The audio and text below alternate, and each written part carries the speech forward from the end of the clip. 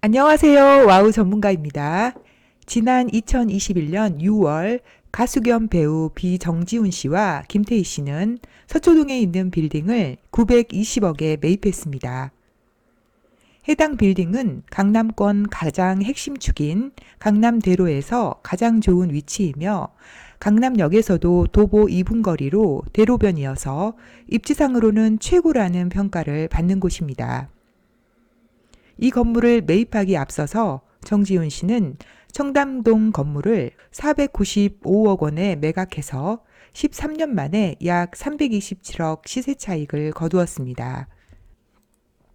또한 그의 아내 김태희 씨는 역삼동 건물을 2014년에 132억에 사서 2021년에 203억에 매각, 7년 만에 약 71억 차익을 실현했습니다. 네, 정지훈 씨와 김태희 씨가 지난 2021년 6월 매입한 서초동 빌딩은 2001년 사용 승인된 지상 8층, 지하 2층 규모이고 대지 면적은 147평, 연면적은 881평입니다. 매입 당시 보증금은 약 40억, 월세는 약 2억 원으로 알려져 있습니다. 소유권을 넘겨받자마자 바로 우리 자산 신탁으로 넘겼기 때문에 등기부 등본에는 근저당이 없는데요. 사실상 약 450억 원의 대출을 받았다고 알려져 있습니다. 2021년 7월 등기 치고 나서 약 1년 후인 2022년 하반기에 해당 건물을 1,400억 원에 매각 추진하다가 중단했습니다. 그리고 최근에 부동산 시장이 얼어붙고 상황이 안 좋기 때문에 정지훈, 김태희 씨 부부가 애초에 살 때 너무 비싸게 샀다, 또는 서초동 건물 때문에 수백억 손실을 볼 수도 있다 등등 많은 말들이 있습니다. 그래서 이 빌딩을 진짜 비싸게 산 건지, 정말 수백억 손실을 볼 수 있는 건지 건물 중개 전문가인 와우 중개사님과 함께 분석해 봤습니다. 우선 비싸게 샀는지 그렇지 않은지부터 살펴보겠습니다.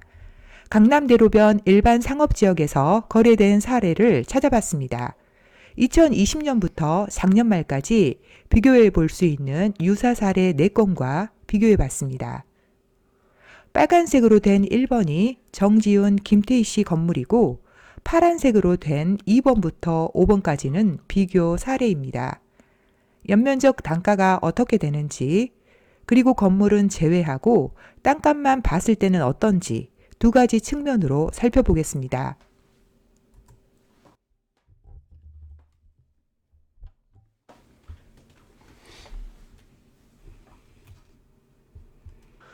우선 연면적당 단가입니다. 1번에 해당하는 정지훈 김태희 씨 건물은 920억에 거래되었는데 연면적이 881평, 단가는 1억 400입니다. 강남역 1번 출구 바로 앞에 있는 2번 단가는 1억 700입니다.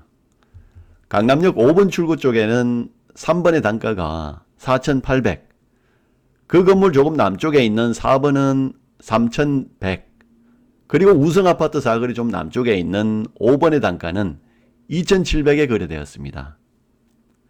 연면적 단가로만 보면 정지훈 김태희 씨는 엄청나게 비싸게 매입했습니다. 가장 저렴하게 거래된 건에 비하면 약 4배 정도 비싸게 샀으니까 실패한 것처럼 보입니다. 그런데 여기서 추가로 보셔야 할 게 바로 용적률입니다. 연면적 단가가 엄청나게 높게 나온 B 건물은 용적률을 455%만 쓰고 있는데 반해서 강남대로 남쪽에 있는 건물들은 800%에서 1000% 이상 쓰고 있습니다. B 건물도 나중에 용적률 800% 정도까지 찾아 먹으면 연면적 단가는 확 떨어지게 됩니다. 그렇게 되면 아주 비싸게 샀다고는 말할 수 없지만 그래도 조금은 비싸다고 말할 수 있을 것 같습니다.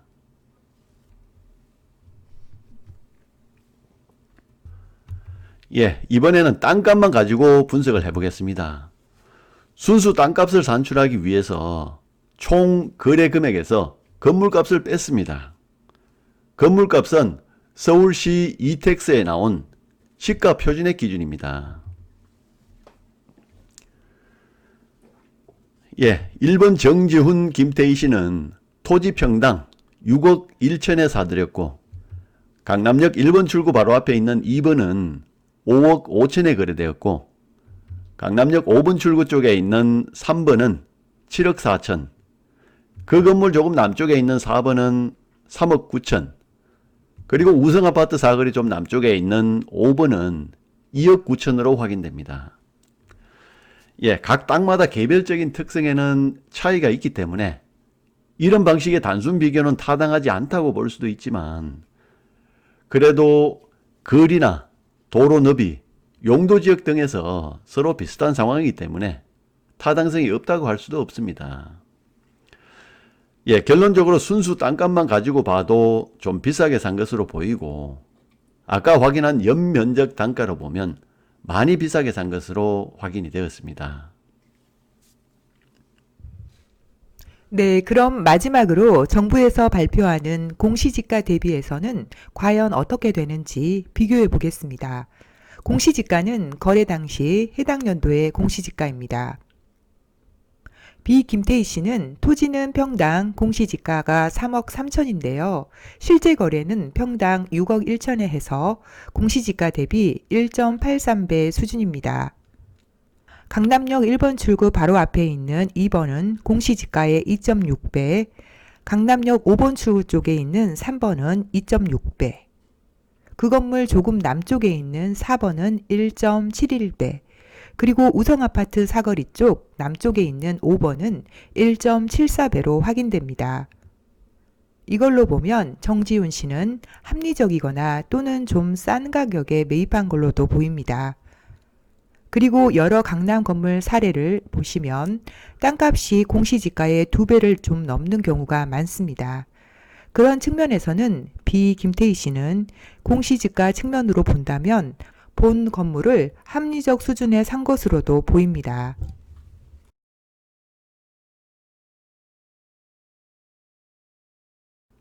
네, 그러면 가장 중요한 부분인 손익을 보겠습니다. 비 김태희 씨는 본 건물의 대출이 약 450억 정도 있다고 알려져 있는데 대출이 450억이라고 가정하고 손익을 한번 보겠습니다. 월 임대료가 2억이고 이게 해당 건물에서 나오는 수입의 전부인 것 같습니다.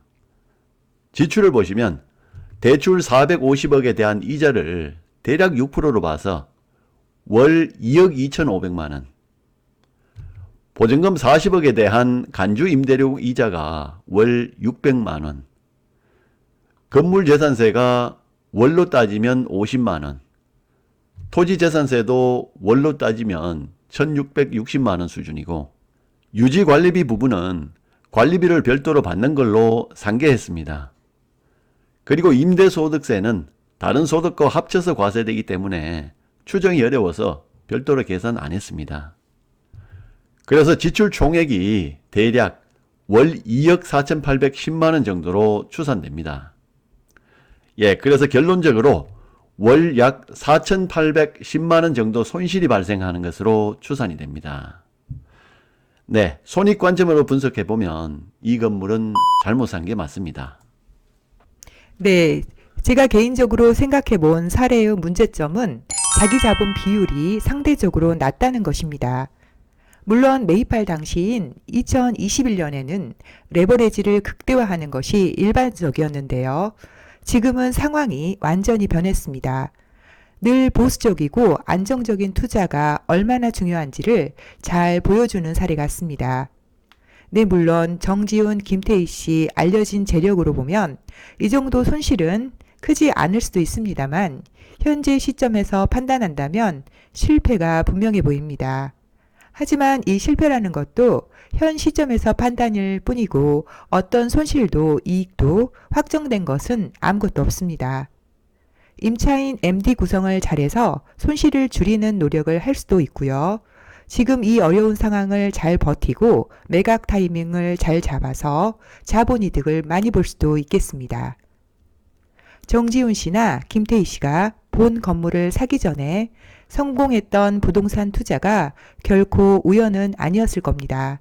이번 투자 역시 성공으로 만들기를 바라면서 이번 영상 마치겠습니다. 끝까지 시청해 주셔서 감사합니다.